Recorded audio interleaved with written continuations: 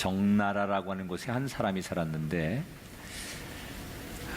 이 사람이 그 남의 말을 잘 안 듣는 사람, 남의 그 충고를 받아들이지 않는 습관이 있는 사람이었답니다. 한 번은 자기 집에 울타리가 다 부서지게 됐는데 아버지에게 아들이, 아버지, 이 담벼락 울타리가 다 부서졌는데 이 도둑놈들이 쉽게 우리 집에 이 울타리 넘어 들어올 텐데 빨리 고쳐야 되지 않겠어요? 그랬더니 그 아들의 충고에도 이 아버지가, 야, 도둑이 그렇게 금방 들어오는 게 아니야. 천천히 해도 돼. 그러면서 울타리 고치는 일을 미루는 거예요. 보다 못해 어느 날은 이웃집에 있는 사람이 와가지고, 아니 이거 울타리 고쳐야지, 도둑듭니다. 그랬더니 속으로 무슨 생각을 하느냐, 아, 이놈이 우리 울타리를 고쳐주고 이익을 취하려고, 일거리를 찾으려고 우리 울타리를 고치라고 하는구나. 그러면서 그 이웃의 충고를 왜곡하는 거예요. 그러다가 정말로 도둑이 들었습니다. 그래서 집안에 있는 모든 금은보화와 귀한 것들을 다 잃어버렸습니다. 뒤늦은 후회를 해도 소용이 없었겠죠. 그런데 이때부터 이 사람이 자기에게 충고해준 아들과 이웃에 대해서 전혀 다른 말을 하기 시작하는 거예요. 사람들에게 뭐라고 얘기를 하느냐, 자기 아들에 대해서는 우리 아들 녀석이 선견지명이 있다고, 어떻게 도둑이 들 걸 알고 아버지 미리미리 울타리 고쳐야 된다고 그렇게 말했는데 내가 안 고쳤다고, 우리 아들 말을 들었어야 되는데 우리 아들은 그 앞을 보는 능력이 있는 녀석이라고, 이렇게 아들을 칭찬하는 거예요. 그런데 울타리를 고쳐야 된다고 충고했던 이웃에 대해서는 뭐라고 말하느냐, 그놈이 도둑일지도 모른다고, 아마 내 생각에는 그놈이 도둑일 것 같다고, 이러면서 그 사람을 평가절하하고 왜곡하는 얘기를 했다는 거죠. 여러분, 사람이 그냥 전해오는 말을 그대로만 들어도 인생이 많은 불행을 벗어날 수 있어요. 그런데 때로는 전해오는 말을 그대로 알아듣지 않고 이거를 곡해하고 왜곡하고 자기 나름대로 이 말을 막 꼬아버리면 이 말이 그대로 내게 올 말이 오지 않게 돼요. 누군가가 내게 사랑의 말을 하고 조언을 하면 그대로 들으면 그게 복입니다. 그런데 너무나 당연한 이야기를 그대로 듣지 않기 때문에 인간이 불행해지는 거예요.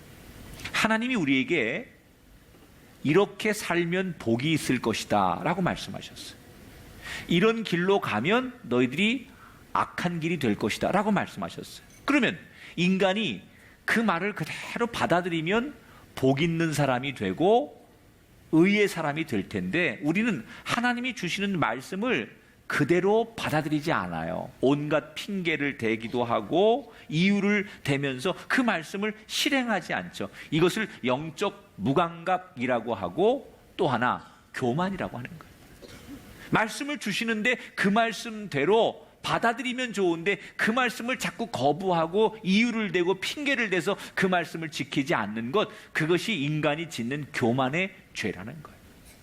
오늘 누가복음 6장에 소위 평지설교라고 하는 게 나와요. 이 내용은 마태복음에 나오는 산상수훈하고 같은 내용입니다. 그런데 왜 누가복음에서는 평지설교라고 하느냐? 이스라엘 땅은요, 산과 평지가 사실 별 차이가 없습니다.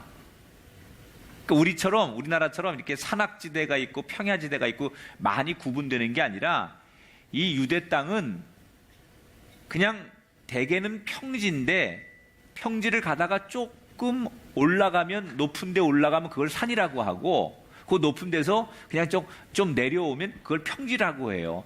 실제로 산 같지 않은 산인데 조금만 올라가면 산이고 거기서 내려오면 평지인데, 예수님께서 조금 높은 데 올라가 설교하면 그걸 산상설교라고 하셨고, 이렇게 그냥 평지에서 설교하면 그걸 평지설교라고 했다는 거죠. 그래서 누가복음에선 평지 설교라고 하고 마태복음에서는 산상 설교라고 했다는 거죠. 자, 오늘 말씀에서 예수님께서 복 있는 사람과 저주를 받는 사람의 길에 대해서 그대로 말씀을 하셨어요. 복 있는 사람과 화를 입는 사람은 어떤 사람이냐? 사복을 얘기하고 사화를 얘기했어요. 네 가지의 말씀을 지키면 복 있는 사람이고, 네 가지의 말씀을 따라가지 않으면 화 있는 사람이 될 것이다 라고 말씀했어요. 자, 우선 어떤 사람이 복 있는 사람이냐? 이 복 있는 사람에 대한 예수님 말씀을 들어보면 세상에서는 잘 살고 잘 입고 잘 먹는 걸 복이라고 해요. 그런데 예수님은 조금 우리가 이해할 수 없는 얘기를 복이라고 말합니다. 자, 어떤 얘기를 하냐? 20절을 같이 읽어볼게요. 우선 같이 읽습니다. 시작. 너희 가난한 자는 복이 있나니 하나님의 나라가 너희 것이미요. 자, 세상의 눈으로 보면 가난은 절대 복이 아닙니다. 세상에서의 이 눈에서는 가난이라고 하는 것은 화를 입은 사람이고 멸시를 당하는 사람이 가난한 사람이에요. 그런데 오늘 성경의 예수님은 오히려 가난한 사람이 복이 있다라고 말하고 25절에는 거꾸로 이렇게 말합니다. 화 있을진저 너희 지금 배부른 자여 너희는 주리로다 라고 말했어요. 예수님이 우리의 눈높이에 해당하는 말씀이 아닌 조금 이해할 수 없는 얘기를 하셨어요. 배부른 사람이 지금 배부르게 살면 그게 화를 입는 길이고, 오히려 지금 가난하게 살면 그게 복 있는 사람이다. 자, 제가 여러분에게 물어볼 테니까 생각 없이 아멘하지 마시고 잘 동의가 되면 아멘하세요. 그냥 무턱대고 그냥 눈 감고 그냥 뭐라고만 하면 아멘하면 그러지 말고, 아, 이 말이 정말 내가 동의가 되고 내가 그렇게 믿습니다라고 할 때 아멘을 하셔야 돼요. 예수님이 분명히 가난한 자는 복이 있나니 그러셨어요. 이 말씀을 믿으십니까? 생각하고 아멘하라니까. 이렇게 다시 얘기할게요. 가난한 자는 복이 있나니, 이 말씀을 동의하십니까? 저분들은 믿음이 좋든지 생각이 없든지 가난한 자는 복이 있나니. 여러분, 이게 어떻게 가난한 게 복일까요? 도무지 세상 사람들은 이 말을 현실적으로 받아들일 수 없는 얘기예요. 자, 우선 예수님이 그냥 진짜 우리가 아주 가난하고 없이 살고 빈궁하게 살면 그게 복 있는 거다라고 말씀하신 건 아닐 거예요. 가난이라고 하는 것의 특징이 뭘까? 가난한 사람들은 내가 힘이 없기 때문에 누군가의 도움을 기대하게 돼 있어요. 이게 가난한 사람들의 특징이에요. 내가 너무 가난하고 힘들면 누군가의 힘을 얻고 싶은 것이 가난한 사람들의 심리예요. 다시 말하면 누군가를 의지하고 싶죠. 도움을 받고 싶죠. 그런데 거꾸로 부자들은요, 내가 가지고 있는 힘이 많기 때문에 누구의 도움이 필요 없어요. 그래서 누군가의 그 사랑이나 누군가의 관심이나 누군가의 도움에 대해서 나는 필요 없다고 생각을 하지요. 그래서 절대로 다른 사람에게 손을 내밀지 않아요. 다른 사람의 도움을 급하게 받을 생각이 없어요. 자, 여기서 예수님이 말하려고 했던 것은 이 가난이라고 하는 게 마태복음에는 사실은 가난한 자가 복이 있나니 앞에 한 단어가 붙어요. 심령이 가난한 자가 복이 있나니. 근데 누가복음에서는 그냥 가난한 자가 복이 있나니라고 말했지만 예수님이 말하려고 하는 의도는 물질적인 돈이 없는 가난을 말하는 게 아니고 심령이 가난해야 복이 있다 그 말이에요. 영적으로 우리가 가난해질수록 그게 복 있는 삶이다. 여러분, 왜 우리가 영적으로 가난해져야 되느냐? 예수 믿기 전에는 우리가 영의 사람이 아니었죠. 성령과 상관없는 삶을 살았죠. 그런데 예수를 믿고 우리 안에 말씀이 들어오고 우리가 성령의 임재를 경험하게 되면 내 내면에 성령이 비춰주는 그 말씀이 비춰주는 은혜로 나 자신을 적나라하게 볼 수 있어요. 마치 우리가 이 손바닥을 우리 육안의 눈으로 보면은 뭐 깨끗한 것 같고 아무것도 없어 보이는데, 이걸 정말 고도의 현미경이나 관찰할 수 있는 기구를 통해 보면 이 안에 손바닥에 세균도 있고 여러 가지 먼지도 있고 다양한 것을 보게 되는 거예요. 성령이 임하기 전에는 그냥 나는 잘 사는 줄 알았어요. 내가 지금까지 별탈 없이 나는 그냥 잘 살아온 사람이고 열심히 살았으니까 문제 없는 사람이다, 이렇게 내가 생각했어요. 그런데 성령이 내 안에 들어와서 나를 비추고 나를 정확하게 보니까 그게 아니더라는 거예요. 내가 잘 산다고 살았지만 그게 잘 산 게 아니고, 내가 의롭게 산다고 살았지만 그게 의로운 게 아니고, 아하, 내가 그동안 잘못 살았구나, 내가 죄인이었구나, 내가 교만했구나 라는 것을 성령이 내 안에 들어와서 내 내면을 비추게 되면 보게 돼요. 알게 돼요. 그래서 예수 믿으면 성령이 임재를 경험하면 제일 먼저 나타나는 현상이 뭐예요? 주님, 나는 죄인입니다. 베드로에게 예수님이 나타나셔서 나를 따르라고 말했을 때 그가 나타났던 현상, 저곳에 그물을 던져서 고기를 잡으라고 예수님께서 말씀하셨을 때 고기를 잡고 나서 베드로에 나타났던 첫 번째 현상이 뭐예요? 주님, 나는 죄인이니 나를 떠나소서. 하나님의 은혜가, 하나님의 성령이 내 안에 임하면, 말씀이 임하면 내가 죄인인 것을 적나라하게 보게 되고 드러나게 되고 깨닫게 된다. 이것을 우리는 복음의 위대성이라고 하는 거예요.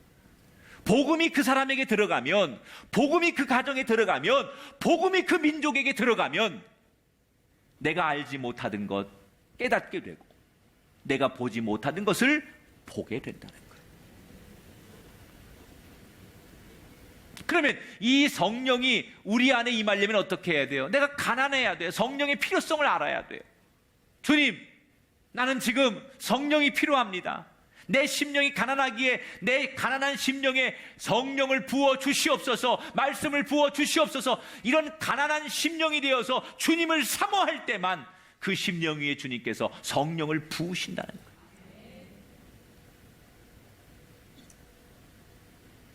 21절 상반절에 뭐라고 나와요? 따라합시다. 줄인 자가 복이 있나니. 줄인다는 것은 굶주림을 말하는 굶주림. 여기서 말하는 굶주림은 양식에 대한 굶주림이 아니라 하나님 말씀, 영의 양식에 대한 배고픔을 말하는 거예요. 내가 하나님 말씀을 받지 못해서 내 심령이 가난해서 오늘도 그 하나님 말씀에 배고파서 그 하나님의 말씀을 사모하는 자, 그 사람이 복이 있다는 거예요. 하나님을 알고 싶어서 그 하나님을 간절하게 사모하고 그 하나님을 찾고 부르짖는 사람, 그 사람이 복이 있다는 거예요.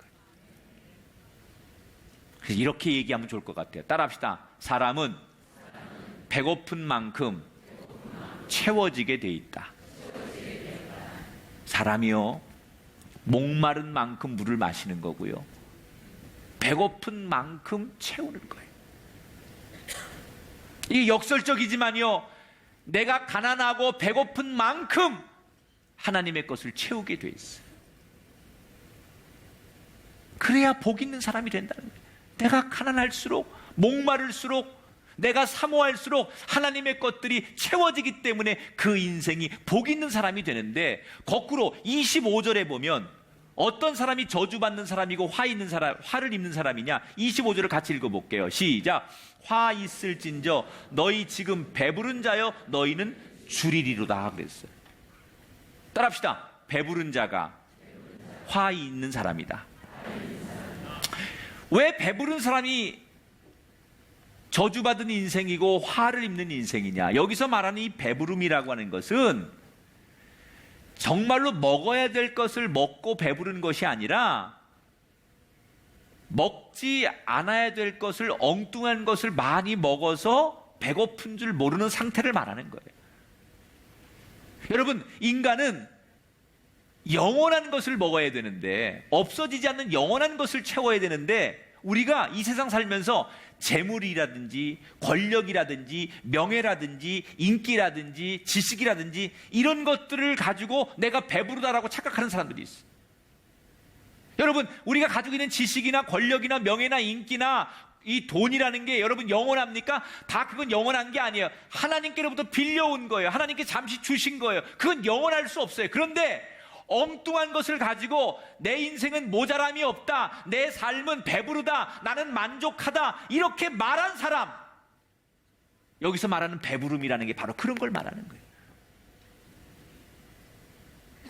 사람이 배부르면 뭘 찾지 않아요.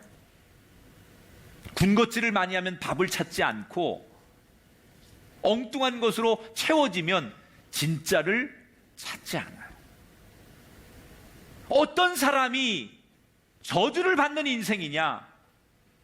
엉뚱한 것, 세상 것, 영원하지 않은 것, 그런 것들이 가득 채워져서 그런 배부름 때문에 착각하면서 나는 하나님의 진리가, 하나님의 그 말씀이, 하나님의 영이 필요치 않다고 하나님을 거부하는 사람, 그래서 하나님을 간절히 찾지 않기 때문에 하나님을 등지고 사는 사람, 그 인생이 지금은 세상적인 눈으로는 배부른 것 같지만 결국 그 인생이 화를 입는 인생이 된다는 거예요. 지금 배부르고 잘 되는 것 같지만 그것이 하나님의 은혜 때문에 그렇게 된 것이 아니라고 생각하는 거죠. 그러니까 여기서 말하는 사복과 사화는 우리의 눈과 하나님이 보시는 눈이 다르다는 거예요. 탈무드에 보면 이런 이야기가 소개되는데, 엘리사가 제자들과 함께 여행을 하다가 어느 날 한 가난한 농부의 집에 하루 신세를 지게 됩니다. 그런데 이 가난한 노부부가 자기들 사는 것도 가난한데 엘리사 일행이 오니까 극진하게 대접을 하는 거예요. 얼마나 정성을 다하는지 섬김을 받는 엘리사 일행이 미안할 정도로 이 가난한 노부부가 극진하게 정성을 다해 섬겼어요. 그런데 그 다음날 아침에 엘리사가 그 가난한 노부부의 집을 떠나면서 기도를 해준다고 하고 기도를 하는데, 기도 내용이 어떤 기도냐? 하나님, 이 집에 있는 늙은 소를 죽게 해주십시오 라고 기도를 하는 거예요. 이 가난한 노부부가 유일한 재산, 제일 큰 재산이 다 늙어 빠진 소 한 마리가 있는데 그게 제일 큰 재산인데, 아니 엘리사가 기껏 재워줬더니 정성을 다해 섬겨줬더니 그 다음날 하는 기도가 이 늙은 소를 죽게 해주십시오, 그리고 기도를 하는 거예요. 그런데 정말로 그 기도대로 늙은 소가 그 자리에서 죽어버렸어요. 이건 아닌데 라고 제자들이 생각했지만 선생님이 하는 일에 대해서 아무 소리 못하고 선생님을 쫓아가는 거예요. 그리고 그것을 떠나고 그 다음 날 해가 지자 이번에도 한 집에서 신세를 지게 되는데, 이 집은 그 동네에서 제일 부자인데 이 부자가 아주 못된 부자예요.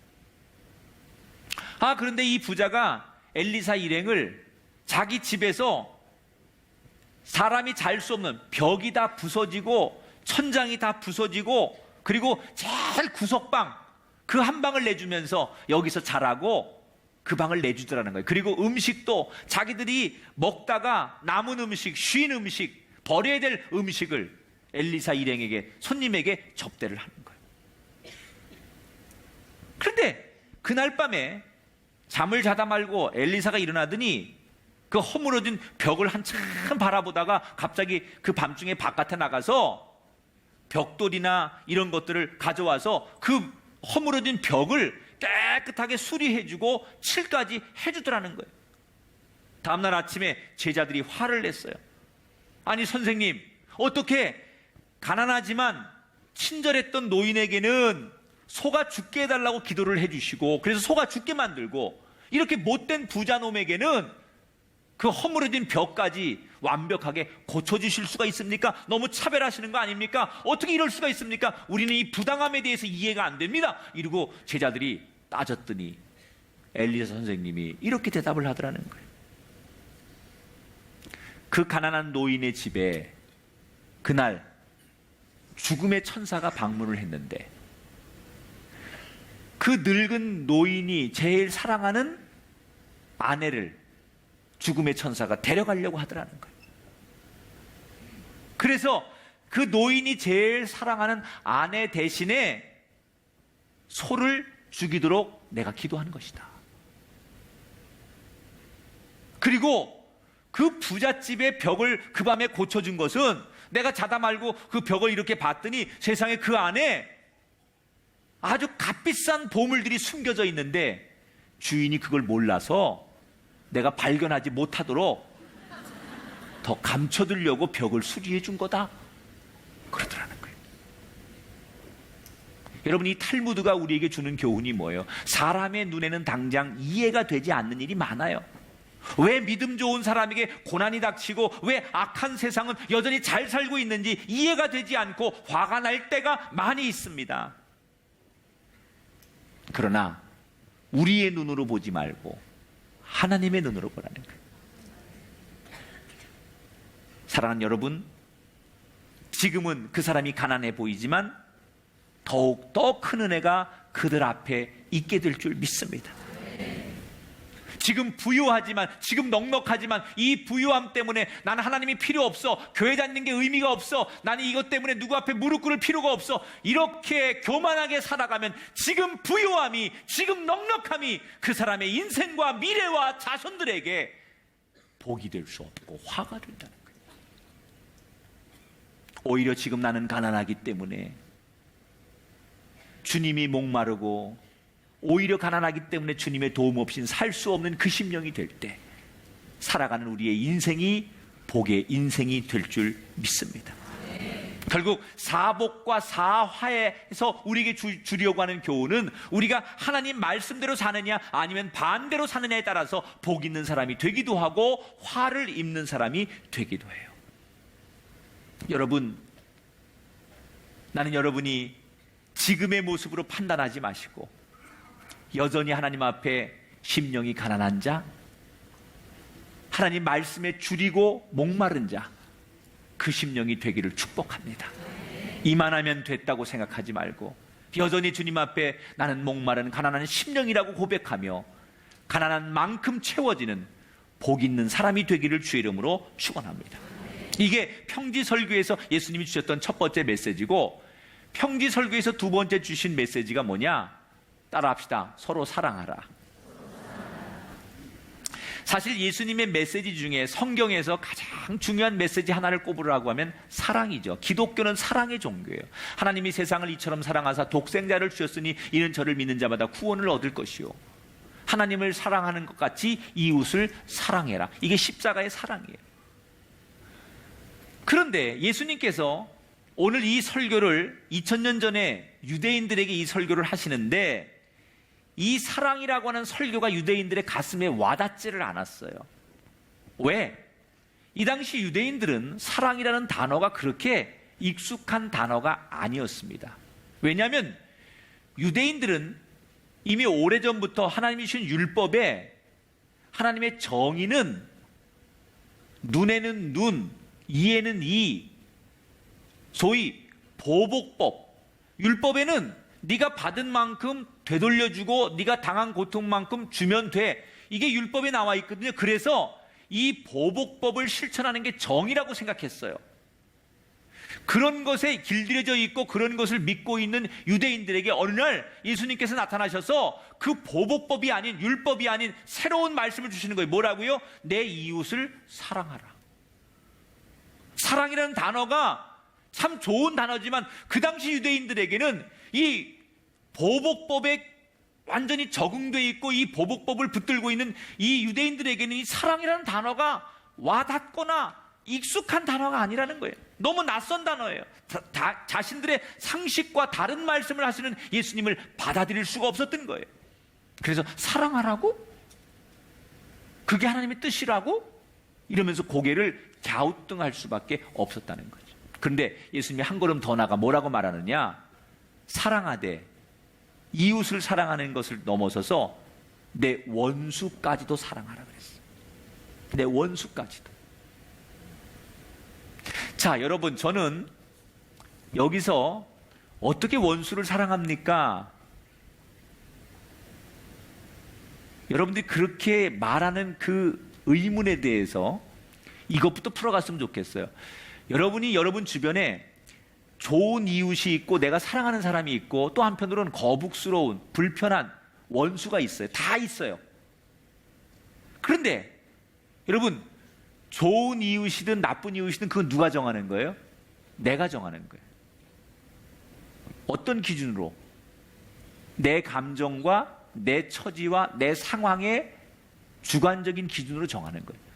이 사람이 나한테 잘해주고 나한테 피해를 주지 않고 내 말을 잘 따라주면 좋은 사람이에요. 그런데 나한테 조금 어려움을 주거나 나를 힘들게 하거나 나한테 손해를 끼쳤다고 생각하면 이 사람은 원수가 되는 거예요. 성경이 말하는 원수의 개념이, 좋은 이웃의 개념이 누가 정하는 거예요? 하나님이 정하신 게 아니에요. 원래부터 있는 게 아니에요. 다 사람마다 자기 기준에 의해서 자기가 원수도 정하는 거고 좋은 이웃도 정하는 거예요. 그래서 이 사람은 나한테는 원수인데 저 사람한테 좋은 이웃이고, 저 사람이 나한테는 좋은 이웃인데 누구한테는 원수가 돼요. 여러분, 이거 뭔가 불공평하지 않습니까? 원수라고 하는 게, 원수라고 하면 정말 모든 사람이 원수라고 말해야 그게 원수가 되는 건데, 내가 내 기준에 의해서 정하다 보니까 원수라고 하는 게 다 달라요. 그때그때마다 다 다르고 다 기준이 애매해요. 그런데 만약에 우리가 정하는 이 기준을 하나님이 보시면 어떨까요? 다 고만고만한 거예요. 내 기준으로는 이 사람이 좋은 이웃이고 나쁜 이웃이고 그렇게 구분이 되지만 하나님 보실 때는 우리가 다 고만고만해. 다 우리가 부족한 사람이에요. 다 우리가 죄성이 있어요. 그렇다고 하나님 보실 때 우리가 용서받지 못할, 완전히 멸망해야 될 그런 사람도 아니야. 그냥 하나님 보실 때 우리가 다 고만고만한데 우리들끼리 앉아가지고 누가 더 옳은 사람이니 누가 더 악한 사람이니 이렇게 구분하는 게 하나님 보실 때는 의미가 없다는 거예요. 여러분 보세요. 우리가 인생을 살면서 내가 살아온 인생을 평가하는 기준이 세 가지가 있습니다. 여러분이 여러분의 인생의 평가의 기준을 어디에 두는지 한번 생각해 보세요. 첫째, 내가 나를 평가하는 기준이 있어요. 이걸 주관적 평가라고 해요. 나는 이만하면 내가 생각할 때 난 잘 살아왔지. 이만하면 나는 성실하게 살았어. 오늘 나는 후회 없어. 이렇게 자기 스스로 자기에게 점수를 주고 자기가 자부하는 거예요. 여러분, 과연 주관적인 그 평가가 맞는 걸까요? 내가 나한테 그 정도면 됐지, 괜찮아, 넌 잘했어 라고 이렇게 긍정적인 메시지를 보내는 것만 가지고 그게 옳은 평가가 될까요? 두 번째, 타인이 나를 평가하는 기준이 있어요. 다른 사람이 나를 평가해요. 저 사람은 나한테 피해를 주지 않았고 저 사람은 이렇게 살았으니까 의로운 사람이야, 당신은 잘 살았어, 이렇게 남들이 평가해 주는 기준. 근데 그것도 역시 그 사람의 기준에 의해서 나를 평가하는 거니까 그때그때마다 다를 수밖에 없어요. 세 번째, 하나님의 평가가 있어요. 그러면 하나님은 사람을 평가할 때 어떤 기준으로 평가를 하실까? 기준이 있을 거 아니에요. 그냥 생긴 대로 평가하고 기분 그냥 내키는 대로 평가하시는 게 아니라 하나님도 어떤 인생을 평가할 때 평가하는 기준이 있을 거 아니에요. 그 기준이 뭘까? 하나님의 기준은요, 그 사람이 평생을 살면서 다른 사람을 얼마나 사랑했느냐를 보고 평가하는 거예요. 자, 그러면 하나님이 남을 얼마나 사랑하느냐를 보고 그 사람의 인생을 평가한다고 했는데, 어떤 사랑을 하는 사람에게 높은 점수를 주고 어떤 사랑에게 낮은 점수를 주느냐, 이런 거죠. 예를 들어서 자기를 사랑하는 사람을 사랑하는 사람에겐 점수가 없습니다. 하나님이 나를 사랑해주는 사람들만 사랑하는 사람은 하나님으로부터 그 인생에 대해서 후한 점수를 못 받아요. 왜? 나를 사랑해주는 사람을 사랑하는 건 이 세상 누구나 다 할 수 있는 거예요. 그건 누구나 다 해요. 나를 사랑해주는데 내가 사랑을 받았으니 나도 사랑해 주는 건 누구나 다 하는 거니까 그건 높은 점수를 못 받아요. 그런데 나를 사랑해 주지 않는데, 아니 내가 도저히 사랑할 수 없는 사람인데, 우리가 말하는 원수 같은 사람인데 내가 그 사람을 사랑하려고 하고 그 사람을 사랑하고 그 사람을 용서할 때 하나님은 그 인생에게 높은 점수를 주신다는 거예요.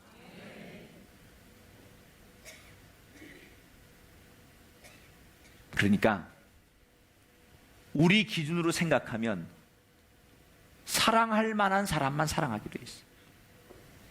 내 기준으로 하면 싫은 사람은 절대 못 사랑해요. 오늘 성경에 27절 28절에 너희 원수를 사랑하며 너희를 미워하는 자를 선대하며 너희를 저주하는 자를 위하여 축복하고 너희를 모욕하는 자를 위해 기도해라. 29절에 보니까 여러분, 이 뺨을 치는 자에게 저 뺨도 돌려대고 내 겉옷을 빼앗는 자에게 속옷도 거절하지 말아라. 너무 유명한 얘기인데 여러분, 이 말이 동의가 됩니까? 동의가 되면 아멘 좀 해봐요. 아니, 아멘한 사람 불러놓고 한번 시험해 보려고요. 이 뺨을 치는 자에게 저 뺨을 돌려대고 겉옷을 빼앗는 자에게 속옷도 주어라.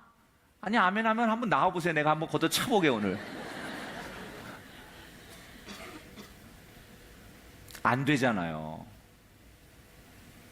이게 여러분 아무리 하나님 말씀이지만 잘 안 되잖아요. 이런 사랑 우리가 할 수 있을까요, 과연? 사랑할 수 있는 그 힘이 여러분 심령이 가난한 데서 채워지는 그 은혜 가운데 나오게 되기를 주의 이름으로 축원합니다. 하나님의 사랑을 가슴에 담는 사람, 그 사람이 원수를 사랑하고 용서할 수 있다는 거예요. 여러분의 심령이 더욱더 가난해지셔서 이번 한 주간 저녁 기도회마다 정말 이것은 교회에서 모이는 모임이기 때문이 아니라 내가 세상 모임을 다 뒤로하고 세상 만남을 다 뒤로하고 그 저녁에 하나님 앞에 목마르기 때문에 하나님의 의를 구하고 하나님의 사랑을 구하고 말씀이 내가 그리워서 나와서 엎드려 기도할 수밖에 없는 가난한 한 주간이 되시기를 주의 이름으로 축원합니다. 그렇게 은혜에 대해서 목말라 하는 그 심령에 하나님은 분명히 축복으로 응답해 주실 줄 믿습니다. 우리 삶이 배부르고 풍요로우면 잘 되는 게 아니에요.